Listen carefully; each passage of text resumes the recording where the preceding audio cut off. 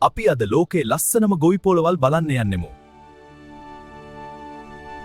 මෙන්න අපේ ශ්‍රී ලංකා ලස්සන වී වගාවෙන් සම්පූර්ණ වූ රටක්. මේ නම් යුනයිටඩ් ස්ටේට්සි ලස්සන ඇපල් වත්තක්. ඔස්ට්‍රේලියාහි සීතල කලාපයේ ලස්සන ඇපල් වගාව. මේ ෆ්‍රාන්සෙහි ලෝක ප්‍රසිද්ධ මිදි වගාවයි. ඉටලීද මිදි වගාවෙන් ප්‍රසිද්ධ රටකි.